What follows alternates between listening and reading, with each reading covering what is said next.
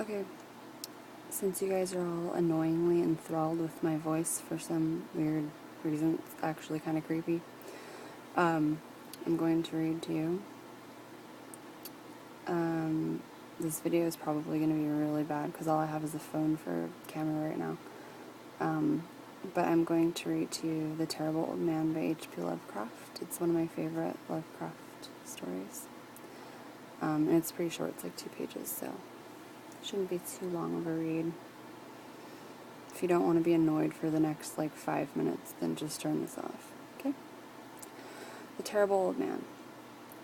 It was the design of Angela Ricci and Joe Sanic and Manuel Silva to call on the terrible old man. This old man dwells all alone in a very ancient house on Water Street near the sea, and is reputed to be both exceedingly rich and exceedingly feeble, which forms a situation very attractive to men of the profession of Messrs. Ricci, Sanic, and Silva, for that profession was nothing less dignified than robbery. The inhabitants of Kingsport say and think many things about the terrible old man, which generally keep him safe from the attention of gentlemen like Mr. Ricci and his colleagues, despite the almost certain fact that he hides a fortune of indefinite magnitude somewhere about his musty and venerable abode.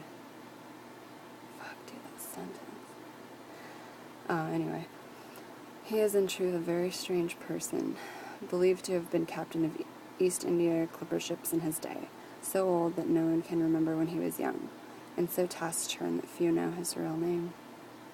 Among the gnarled trees in the front yard of his aged and neglected place, he maintains a strange collection of large stone, oddly grouped and painted so that they resemble the idols on some obscure Eastern temple.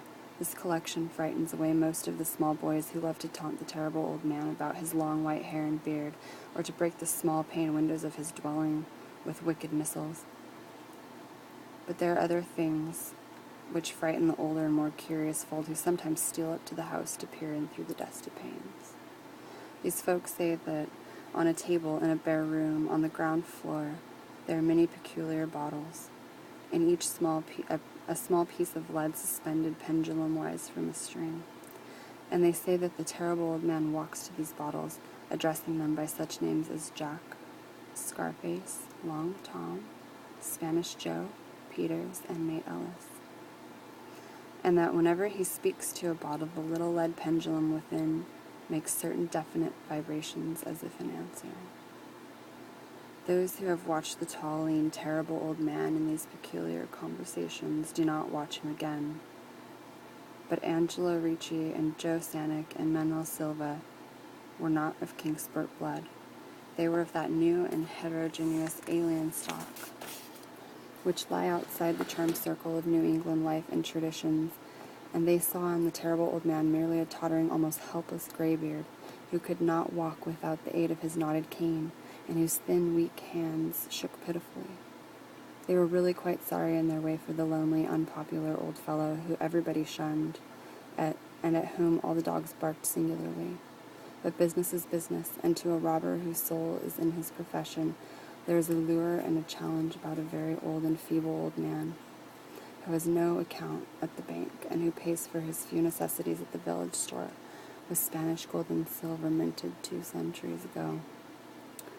Messrs. Ricci, Sanic, and Silva selected the night of April 11th for their call.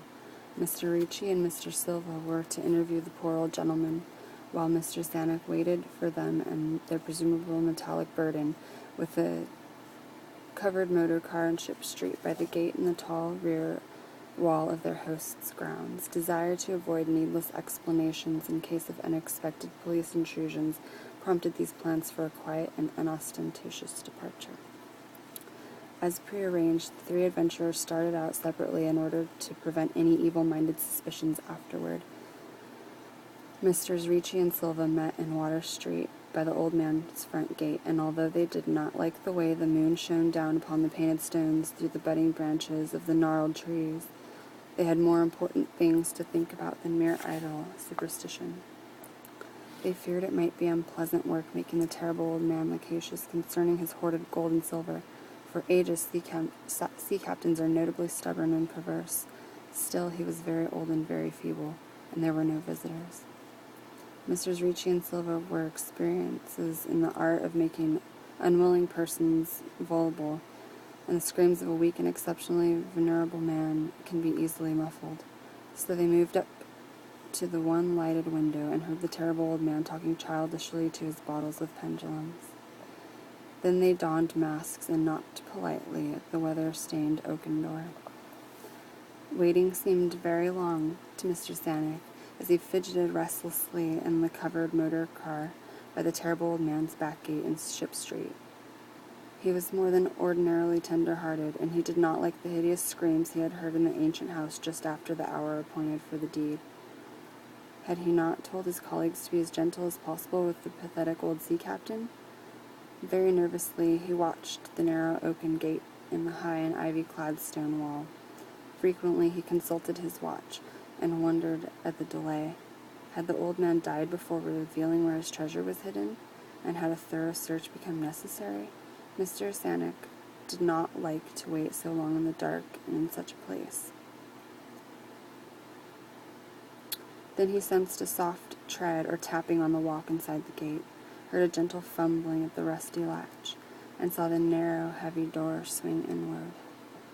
And in the pallid glow of this single dim street lamp, he strained his eyes to see what his colleagues had brought out of that sinister house which loomed so close behind.